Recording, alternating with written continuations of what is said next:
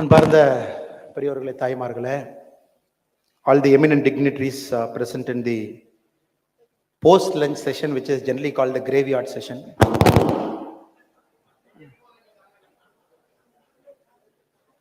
Or the death by PowerPoint session, whichever name we can give it to it. Generally the graveyard session or the death by PowerPoint session. I am neither here to bore you nor to give you a PowerPoint presentation, just to share some of my experience with the eminent dignitaries who are present here. We all know you are very high achievers. All of you are proven performers. You all run big businesses, big companies. I give employment to many of you, are thousands of people. Many of you run a MSME to a handful of people. Many of you here make sure the firewood burns at somebody's home in the evening so that they get food. You are that kind of people. And especially this region, the Kongu region, where the South Zone conclave is happening. This is a very unique region when compared to the rest of India, where naturally formed organic clusters are here. Business people are like phoenix here, like a phoenix bird. Without anybody's support, on their own they have taken off for the last 30-40 years. Tirupur, Coimbatore, Mettupalayam, Erode, and all these places are like that. So you all represent that. Many of you are first generation entrepreneurs. And some of you are still making that shift between farming and businesses. இங்கே நிறைய பேர் இங்கே வந்து விவசாயிகளாகவும் business பீப்புளாகவும் இருக்கிறீங்க. காலையில் விவசாயம், மத்தியான தொழில், திரும்ப சாயந்தரம் ஆட்டுக்குட்டி, அந்த மாதிரி பார்க்குறவங்களா இருக்கீங்க. இது very unique natural cluster. But எங்கேயுமே இந்தியாவில் இந்த மாதிரி இருப்பதற்கான வாய்ப்புகள் இல்லை. Which is very unique. So before I get into the topic that they have given to me, I would like to pay my respects to the National President of Laghu Udyog Bharati, Baldev Bhai Prajapati sir, who is here, and to all the senior leaders who have come from different parts of India. They make sure that Laghu Udyog Bharati is very active, very agile, and it represents the new India, which our Honorable Prime Minister Narendra Modi ji is envisioning. And in the stage with me, we have the National Joint General Secretary and the South Zone Coordinator Mohan Sundaramanna, and the National Vice President Hariharan Ramamurthy Anna, and the Laghu Udyog Bharati State President Vijay Raghavananda. And just before my session, the Honorable Minister Arjun Ram Meghwal ji has finished his session. He has just left for us another official function. And all the eminent dignitaries here, press, ladies and gentlemen. The topic they have given to me is transform and grow. I'm definitely not a business person. கண்டிப்பாக நான் உங்களை மாதிரி எந்த ஒரு business நடத்தலை, 4 பேர்த்துக்கு வேலை கொடுக்கல, சம்பளம் கொடுக்கலீங்க, மாச கடைசியில் எப்படி சம்பளம் போடணும்னு யோசிக்கல, எப்படி அந்த பிரச்சனையை சரி பண்ணணும் அப்படிங்கிற மாதிரி பிரச்சனைகள் என்னுடைய டேபிளில் இல்லைங்க. பட் இருந்தாலும் the path in which I have traveled in the last few years, God was kind. With that in mind, and me being a current politician in Tamil Nadu, so the vision of our government, the vision of our Honorable Prime Minister, I thought I'll give you some pointers. So we all know our Honorable Prime Minister is very ambitious that India should hit the $5 trillion economy very soon. 2025, 2026 is the target. We are at about $3.1 trillion economy. He wants to make it $5 trillion economy. And Piyush Goyal ji, in one of his speeches in Coimbatore, a couple of months back, he said, the first target is to hit 5 trillion by 2025, 2026. The second target is to hit 8 trillion by 2030. Then we should keep climbing up the stairs. Possibly when we hit about $8-9 trillion by 2030-32, we would become the 3rd largest economy in the world. This is the roadmap that he has laid out for all the entrepreneurs whom Piyush Goyal ji met recently in Coimbatore. He said this is the path. Now to hit $5 trillion economy, which is the near target, the Honorable Prime Minister and the government is very clear. MSMEs have to play a very crucial, in fact, they have to play a very large role in making sure that happens. When we look at the data of companies with a turnover of less than 5 crore, with an investment in asset of less than 1 crore, employment of less than 10 people in a single unit, India has got 6.31 crore MSME, which is 99% of the overall MSME. 5 crore less turnover, 1 crore investment in assets, less than 10 people employed in a particular organization, 6.31 crore, which is 99% of the overall MSME. If you look at the manufacturing output of MSME with respect to the overall manufacturing output, somewhere we are at 36%. The MSME export, with respect to the overall India's export, we are somewhere at about 43%. In the data which clearly shows that Indian economy is firing. Maybe we have finished the warm-up stage, and in the airplane, the engines have started, and we are in a big takeoff mode. 6.31 crore concern of this number, 36% of overall manufacturing output MSME is contributing. So $5 trillion economy where PM wants MSME to be a big player there. I think it's perfectly achievable without any doubt. But since the topic is transform and grow, many of the small businesses, we all know, they continue to remain as small businesses. Recently, when I had the opportunity to visit United States, I told one of my hosts there, I want to see one company in Seattle. I'm a big fan of that company. You should take me there. He asked me, where should I take you? I told him he should take me to a place called Pike Street in Seattle. And I want to go there and get into a coffee company called a Starbucks there. And the host also took me in his car. We both went. After going there, he asked me, what is special about it? I told him, sir, the special about it is, this is the first Starbucks coffee outlet in the world. Started in 1971.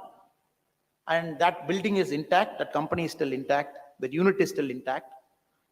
Now Starbucks is present in 86 countries with an employee of 150,000 plus. We all know the turnover is in $1 billion. We all know what they do. It is always better to go to the place where it started. That gives us inspiration. This is where it all started, maybe 40, 50 years back. Howard Schultz came here. He purchased this company from some other guy. This is where his dream spread out. And in that Starbucks outlet also, there is a wall where Howard Schultz have signed. He said, this is where my dreams began. So likewise, we are sure a lot of people are sitting here, probably in your initial stages. You're looking at transformation, looking at growth, and probably 30, 40 years from now, it will be a big success story, $1 billion enterprise. Probably you'd be employing lakhs of people. Big success story people are sitting here. And MSME per se, my vision as a citizen of the state, as a citizen of this country, not only you should be a partner of this $5 trillion economy, but more importantly, you should transform and grow into something else. Even now, when we talk about the best MSME kind of scenario in the world, people give a lot of respect to the German MSMEs. They call that as Mittelstand. And I tried Googling what is Mittelstand. In India, MSME we can classify. Below 5 crore, below 10 crore, below 15 crore. This is the number. You are micro, you are small, you are medium. MSME we can classify. But there is no classification for a Mittelstand. The German concept of MSME, there is no classification in terms of number. Colloquially, they say a Mittelstand has got the following quality. It is a first generation business, a family-oriented entrepreneurial business, and more important quality for a Mittelstand is the employee-employer has got a mutual understanding to kickstart this business to a different growth orbit. 4, fiercely independent. 5th, fiercely nationalistic. These are the qualities that makes up Mittelstand. So Mittelstand, German has got many big companies which call themselves as a Mittelstand. For example, Robert Bosch. It doesn't call itself as a corporate company. Robert Bosch, even today, it calls itself as a Mittelstand company. Because the 5 qualities it projects. The German way, the family way, it projects the employee and employer having a good bonding between themselves so that they wholeheartedly work with each other. There's no friction between the employee, friction between the management, friction for a pay dispute, friction for a pay rise. Now, colloquially, we say, okay, Mittelstand is like this. 50 million euro is their turnover, less than 500 employee. All these companies have got a Mittelstand character. Somehow, I believe in the next 5-10 years down the line, the MSME's word would give a way to some other brand name. I'm very sure about it. Right now, we are calling as MSME, which is a combination of some English words, which is a combination of some economical terms. Micro is this, medium is this, small is this. But I'm very sure in 5-10 years down the line, when some college kids comes out of an engineering college, for him, the first passion is to start a company. In Coimbatore, in Tirupur, since we are here, the first passion is to start a company, to be an employer, not to be employed in some distant company. He wants to chase that dollars or something in Bangalore or Hyderabad or different parts of India. but homegrown enterprise, linked to the soil, linked to the area, linked to the modes and facilities of production. From there, create something that reflects value in where that company is located. Mittelstand does it. So my hope and prayer for the next level of transformation, maybe the first point I wanted to convey is, we should become very fiercely nationalistic, very fiercely nationalistic. Yes, exports, we are doing 43% of India's export, MSME is doing fantastic. But that is why Modi ji has slowly brought this Make in India. To get that product inside, to get that brand inside, so that we show this is the Indian way and the Indian brand. I think this is very important in our transformational journey, because the price tag of made in India, everybody is looking at it now. So this needs a lot of rethinking of how we do a business. Starbucks, again, if I go back to it, what interested me to a company like Starbucks is, the company is the only company in the world right now where a college-going kid wants to work as a barista for 3 years. He wants to go back to a college. Starbucks takes care of your education. That is the only company. You can study, again come back, or maybe you can go out and do something. Or every single coffee they source is ethically sourced, branded. Ethiopia, it is not a blood coffee, civil war or strife or some fight. They go there, they do a market arbitrage pricing. They go and do an arbitrage thing and get a coffee at a lesser rate. It is all ethically 100% sourced from Kenya, Ethiopia, and different parts of the world. So they maintain a certain quality to show this is the Starbucks way. And proudly American, proudly localized. Wherever they go, they want to do it. So my vision for the first level of transformation is, our MSMEs have to be proudly Indian. It has to be proudly Indian, and it has to be proudly global. இதை அடையணுங்கிறது என்னுடைய கருத்துங்க. ஏன்னா ஆத்ம நிர்பார் பாரத்தினுடைய மிக முக்கியமான நோக்கங்க. Tamil English Atma Nirbhar பாரத்தினுடைய மிக முக்கியமான நோக்கம், to make it proudly Indian, so that our product goes everywhere, people buy it, people take a lot of value from it. I was told from morning, a lot of wonderful speakers have come, amazing people. Somebody who has created the Vande Bharat for us, Grove Fugal chairman, Vembuji is here, who creates a company that is ethically great, maintains it small, maintains it agile, competes with some of the best global brands in the world. You got some of the eminent speakers who are sitting here.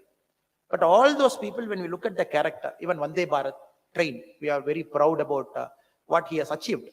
But very importantly, it is all indigenized, 100% except the train's wheel, which has got a peculiar alloy property, which is coming from Ukraine and Russia, I was told. Otherwise, every single thing is 100% indigenized. And people are looking at Vande Bharat. We are looking at time efficiency, the speed, the safety features, all inbuilt to it. Though Vande Bharat is a brand, but more uniquely what it stands above Vande Bharat is proudly Indian, made for India, made by India, where our Indian people are traveling. So this is the shift I think our Honorable Prime Minister is expecting without a doubt.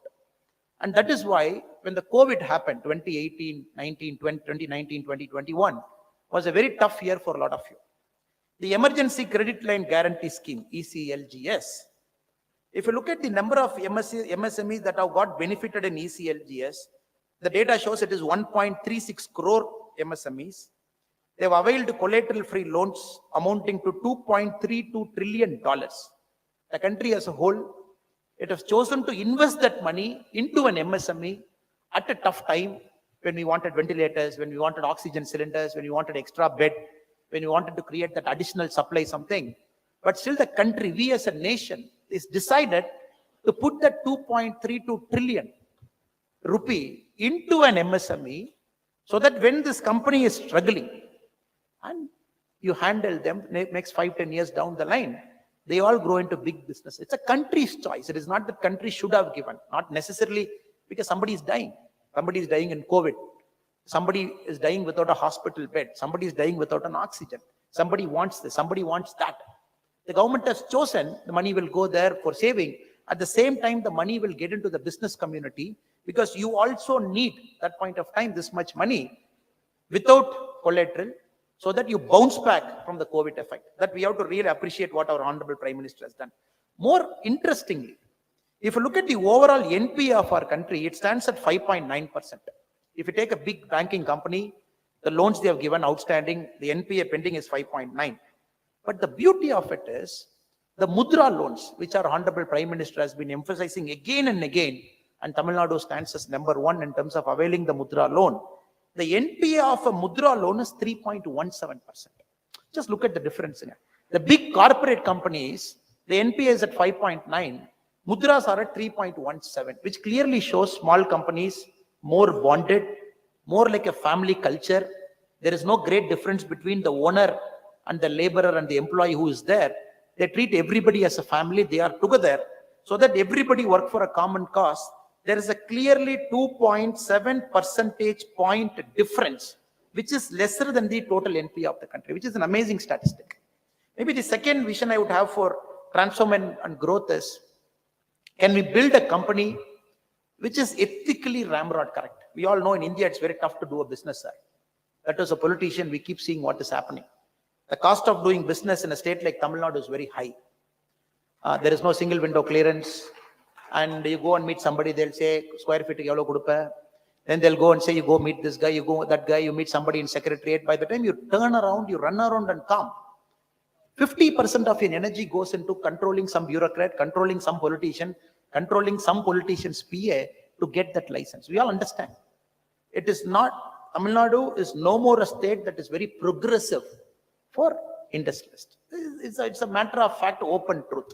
Because if you look at the numbers per se, the number of startups that got registered in India 2021, 2022, Uttar Pradesh has overtaken Tamil Nadu. Uttar Pradesh is a number 2 position, where the number of startups that is registered is more than Tamil Nadu. Tamil Nadu is at number 3. In the last 3 years, Tamil Nadu has shifted 1 position down. The number of direct tax contribution per capita, again, if you look at it, Gujarat, Uttar Pradesh, Karnataka are doing much better than Tamil Nadu. There is this famous Tamil Nadu story, the 1980 story, 1990 story. That was a very famous Tamil Nadu story where business people were thriving, the economy was firing, it was growing at 10-11% time. It is no more the case. The state is struggling to attract big investments. Investments are going to Telangana, Gujarat, Bangalore and different places. The state is struggling to attract big investments. The only reason is, if I can be very blunt standing in the stage, it's a concept of corruption, where without doing this much money in paper, in kind, cut money is at 20, cut money is at 25%, sometimes the cut money is at 30%. It is killing new companies which want to start. The new companies get skilled. When you put 30% of your capital into sorting out licenses, sorting out bureaucrats, sorting out ministers, it is gone. Maybe the second challenge for you is, in this environment, how are you going to be ethically correct? How are you not going to take that shortcut so that you can grow the company? Maybe you can manage the political and the business environment. Maybe you can still run that company. So it is a big challenge for you because the youngsters are coming. I met many people during the lunch time. I said, Annaba padikren, Anna PhD la padikren, CIT la padikren, GCT la padikren, appa business pandranga. I'm already attached to him. I'm doing an intern. I'm seeing and everything. Now the challenge for those boys is, no more moral science lessons in our schools. They have done and dusted with the moral science classes. Maybe my time we had that class 6, class 7, one session we had. These kids don't have moral science lessons also. These kids, the only moral science lesson they have is seeing their father and mother, society, to see how they are performing and learning from them. Now the challenge for these kids and many of you is, in an environment like Tamil Nadu, when you know fully well the market potential is so great, but there is some kind of a political problem, political pressure. Without cut money, nothing happens. How do you still maintain that integrity, still maintain that ramrod honesty? Because I believe great companies cannot take shortcut. Great companies, if they are supposed to be great, shortcuts can take us from 50 crore to 100 crore. Shortcuts can never take us from 100 crore to 500 crore. Like Satyam, one fine day, all of us will collapse. It's like one fine day. I still remember Ramalinga Rajuji, in his letter he wrote, the public letter, he said, being the CEO of Satyam is like riding on a tiger. Neither could I slow down the tiger, nor I could get down off the tiger. He said, I'm just riding the tiger and have an option. I was just going with the flow, cooking the books of account and making sure the company was going. And that's $1 billion company when it collapsed at that point of time. So many of us might get into this problem at one stage or the other. You are ethically right because you are a small enterprise. The moment you become a medium enterprise or a large enterprise, maybe 5 years down the line, if you don't have a set of integral values within the company the transformation and the growth, I particularly feel, is impossible. Sometimes it is better always to take the less walked path. Even the path is full of thorns, full of stones, full of nails, but at least it's a very honest path. It's a matter of time before the environment gets cleansed up. So now I don't want the youngsters who are here or maybe seeing their father to see how much struggle their fathers go through just because they have to pay some money somewhere to make it happen. The third challenge I believe the MSMEs have, if you look at the Flipkart data, it's a challenge and an opportunity. In 2018-19, the number of small medium enterprise onboarded in Flipkart was 30 lakh, 3 million. 2018-19. 1 year later, 2019-20, it jumped to 73 lakh, which is an increase of 125%. 1 year later, 2020-2021, it jumped to 1 crore. Now, Flipkart has got close to 1.4 crore MSME onboarded. Now, the challenge is digitization. We have started the company at some sort of time. Now, digitization is ruling the roost. We got to get adapted to the new technology, the ERP solutions, whatever we are trying to do. Now, are our employees adequately trained in a new business environment, operating there, hitting that $5 trillion target or hitting that $8 trillion target? What are we trying to do? I think the third challenge for us is to be enabling technology, being technologically agile, maybe going one step ahead of the curve so that we are fully oriented into the digital economy. We all had a very happy news. When the government of India, especially our Honorable Prime Minister, post the demonetization, he brought the digital economy mode. I remember some of the politicians from Tamil Nadu, including a former finance minister, he mentioned in the floor of the House in Parliament, our Prime Minister thinks everybody is intelligent. India is not made up of intelligent people. How can a grandmother use a digitized tool, maybe a Paytm, maybe a Google Pay? How will she lose? They cannot do. This whole thing would be a failure. Now, that is the initial impression people had when Modi ji was giving a lot of push for digitization. April 2022 was a remarkable year for our country because first time the digital transaction in our country, within the country, it crossed 10 lakh crore, first time. After that, every single month, we are about 10 lakh crore. Now in G20, one of the important component our government of India has kept in G20 year is telling the other G20 nations when they come to our country for the whole year, the success of India's digitization strategy. How did we build a wall, a fulcrum, a pakka blueprint so that everybody is linked everywhere, bank account is linked, it is verified by an Aadhaar, the money comes seamlessly from Delhi to somebody's account in a small village in Karur. If it's a farmer, he gets 2,000 in a click of a mouse. These are things we all know. When we go to US, we see it doesn't have our kind of banking facility. We struggle. The checks don't pass overnight. You got to wait for 24 hours. The core banking solution is still not enabled in America. Now the whole world is looking at India. We are one step ahead of everything. So maybe Prime Minister believes this is a strategic competitive advantage for us. Digitization, online transaction, getting companies that is fully within the digitized mode, Prime Minister believes is a strategic competitive advantage. Other nations don't have the kind of strategy we have. So maybe the third challenge, opportunity I would see for transformation and growth is digitization. How do we adapt it fully? Because the government is fast adapting, at least in the gem marketplace, digitization has taken a big hold. That I think would be a challenge. The fourth one I would say, before me, I think many speakers would have spoken, the subject experts, is the indigenization we are talking of, indigenization. India, generally, our exports were always less than imports. As a nation, we import more, we export less. We are trying to break it. This year, our exports have touched $676 billion, 2021, 2022, where goods and services were at 417 billion. Service and merchandise, total combined is 676. Merchandise was at 417. Goods, services were at 250. Software exports and other things. First time we have crossed the $400 billion exports in merchandise. Overall, $617 billion. Now, rapidly, the Prime Minister believes we got to do a lot of import substitution. Import this product, you substitute. At last count, Defense Ministry alone has given go ahead for 1,276 product import substitution.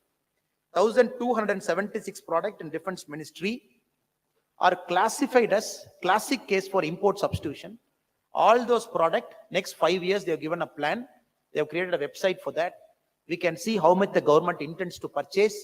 They're giving us a long rope so that we produce internally within our country. Initially, it was called as negative import list. Now we call that as a positive indigenization list. That is a big challenge because it's a big opportunity for you also. Rapidly, we got to start producing products in our country which were never produced till today. So who takes that risk? Who's going to build that cat? Who's going to fearlessly put that investment? Who's going to put that capital expenditure into it without even thinking twice? Because somehow you believe in India's growth story. India's growth story is believable because we got a stable politics now. We got a stable prime minister. The whole thing we are talking big numbers, we are talking of 5 trillion, we are talking of 8 trillion, sir, is only because the politics is stable. Only because the government is stable. Only because 2 continuous times the government is in a majority. Only because 2024, we are expecting it will come with much more bigger majority. So this will help all gentlemen who are sitting in this room that we got a very stable country. A stable country can only plan. Now 5 years later, we are planning. 1,276 products, Ministry of Defense, you manufacture locally, you substitute it, we are up for it. This is a great opportunity for transformation where you take that extra risk. You put that money. We all manufacture a product that was not yet manufactured till now because this is going to be India's century. That is the belief we all have based on the available metric. IMF generally doesn't give a certificate for a country. When India was supposed to grow at 7.1%, IMF made 2 statements within a single statement. They mentioned India as the only bright global hotspot. This is the statement they made. The follow-up statement IMF made is, this is not possible because of luck. This is possible because of policy intervention over the last many years. We have to see the both statements combined. They said not because of luck. Oh, the country has got 135, 139 crore people. It has got the largest middle class in the world. You manufacture any product, put it in the market. There is a Kupusami or Murali or somebody who will go buy that product and your product will sell. IMF didn't mean it. IMF said it is the only hotspot because it is growing at 7.1% for its base. Second, because of the policy intervention that were crafted over some years, Make in India product, Atmanirbhar Bharat, one district, one product. Now, if you look at the one district, one product, again, states like Tamil Nadu have lost it out. 16 states, after the introduction of one district, one product, have tripled their exports. 3 times they have increased their exports. 16 states. Andhra, Bihar, Chhattisgarh, Gujarat, Haryana, Himachal, Jharkhand, Karnataka, Madhya Pradesh, Maharashtra, Punjab, Rajasthan, Sikkim, Telangana, Uttar Pradesh, West Bengal. 16 states have tripled the exports of products, one district, one product. They have made each district as a particular export hub for one product. But Tamil Nadu has increased it by 2.1 times, not 3 times. This also we are seeing it. On major potential, we are going more local. And each local product, not only that, each railway station is one railway station, one product, one district, one product. So a lot of things as a policy level, the government of India, especially our Honorable Prime Minister, has brought it. That is why we are seeing this economy in a firing mode. Nothing has happened by chance. Nothing has happened by chance. You all know you are the most hardworking people there. Because of your hard work, combined with the government's effort, combined with the visionary thinking, combined with the larger platform that you are seeing. So the hope and prayer is, if you look at companies like Reliance, every rupee Reliance generates or an Adani generates or a Tata generates, it is not a rupee for the company. It's a strategic asset for the country. When any disturbance happens to all this kind of companies, the nation gets disturbed. That is why some of the nations, they maintain big corporations. 2.5% of GDP, 3% of GDP. Some corporations are 4% of GDP. They take care. So every single penny these companies earn are a national strategic asset. So likewise, every single penny an MSME earns, the MSME earns is the country's productive asset. Only with your 10 rupee, with your 100 rupee, with your 1000 rupee, the leapfrogging can happen. One is a strategic asset. We can weather the global disturbance. We can weather some global tailwinds. Some war, 2, 3 wars we can weather with the kind of big companies. But without you, the nation's productive asset is lost. So all the crores, more than 6.3 crore MSME situated in different parts of India, employing crores and lakhs of people. You are the India's growth engine. All, maybe from an outside perspective, I would say is, you should attach yourself to India's growth story. You should believe in India's growth story. You should be a big supporter of India's growth story. And you should take risk along with it. You should not play safe. That is my suggestion to you. They say small risk, small aim is a crime. At this point of time, when everything is suiting India, in the next 25 years, when the Honorable Prime Minister called this as Amrita Kalam till 2047, maybe we have US first, we have China second, we have Japan, we have Germany. We have just overtaken England to be the 5th largest economy in the world. We just got 2 more countries to catch up. They are maybe $1 trillion, $2 trillion ahead of us. Once we catch it, we have China and US above. The Prime Minister's ambition for the next 25 years is overtake everybody. Overtake everybody. Overtake everybody. Overtake everybody.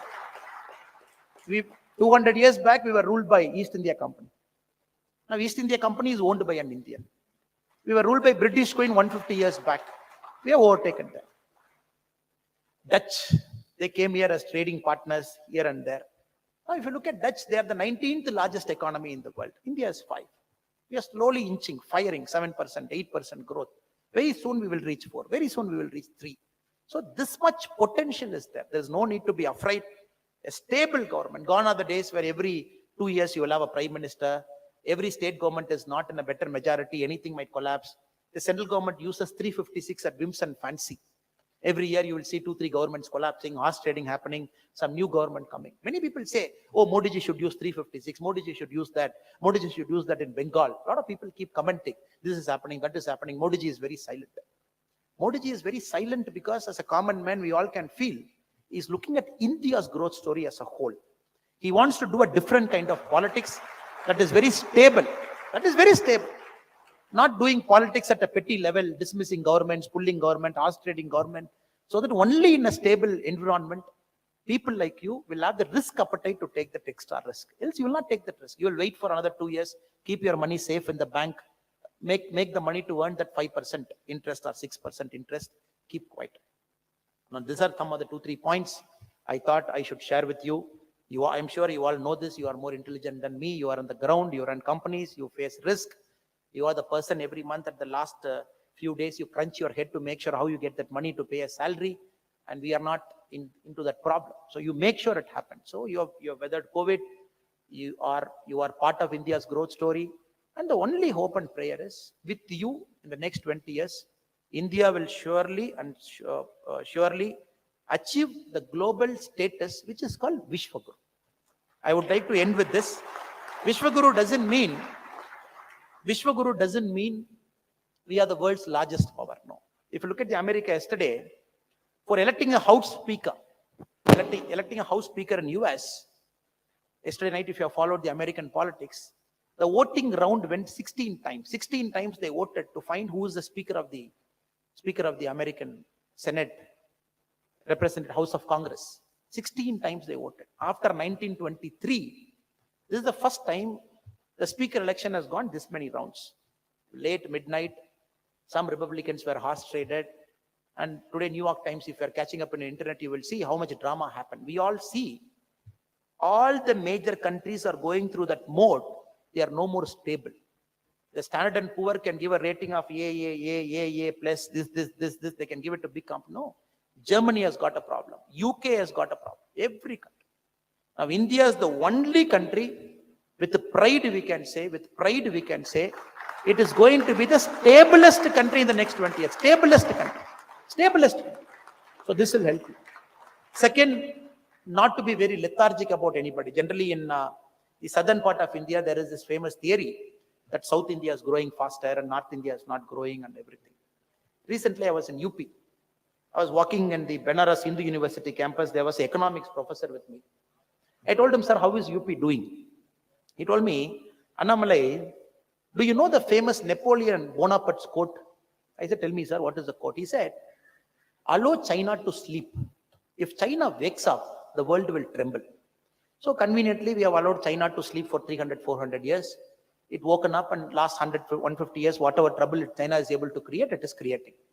He said UP is like that. Uttar Pradesh is like that. It was sleeping till now. We have woken it up. They have got a stable government. They have got a Yogi ji, 5 years, second 5 years. And he asked me, how many airports you have in Tamil Nadu? I said, sir, we have Chennai, we have Coimbatore, we have Madurai, then we have Toothukudi. Maybe the night landing will come very soon. We are struggling with the night landing. It will come. It's so that it will also power. Salem we had under the Udan scheme. It is not functioning now. I asked him, how many airports you have? He said, we have 11 functioning airports. Just imagine, or just see, next 5-10 years, the competition is going to be home and home. He asked me, what is Tamil Nadu's population? I said, we have 8.5 crores, sir. I asked him, what is UP's population? He said, 24 crore. Then he asked me, your 8.5 crore population is our population below the age of 33 in UP. These guys are going to fire. All they need is manufacturing industries to come in, stable law and order, no more this taking this knife and going and threatening a woman and coming back. Moment the police start breaking their hands, law and order will start coming peacefully. Then the investments will go. Then we will not get any more Bihar laborers and UP laborers to Tamil Nadu. This is a point of concern I want to put it before I leave the stage. Because caste arbitrage has driven Tamil Nadu till now to a major level. It is driving for the last 10 years. Caste arbitrage. We say North Indian laborers, a lot of politicians using that, they have made politics, North, South and all those drama they have done. When UP starts firing, we will not get any single North Indian laborer coming to Tamil Nadu to work. Bihar people will go there. Jharkhand will go there. Chhattisgarh will go there. All the states are getting into a classic case of a stable government. They are going to fire. Now, especially in Tamil Nadu, for us, it is time to pull up our socks, get into next level of technology, start improving our businesses. No more the caste arbitrage is going to work. No more this North-South is going to work. Because UP, just imagine the young population of UP getting educated, going to schools now, going to a college, maybe the first time in their family, in their history. These guys are going to come out in the next 7-8 years. Just how Tamil Nadu was 30 years back. When all those guys fire, it is Napoleon Bonaparte's quote. We should have allowed UP to sleep. Now UP has woken up. We are going to be in trouble. This is many of the entrepreneurs here. But good thing is, UP will easily add 2 percentage point to India's GDP just like that.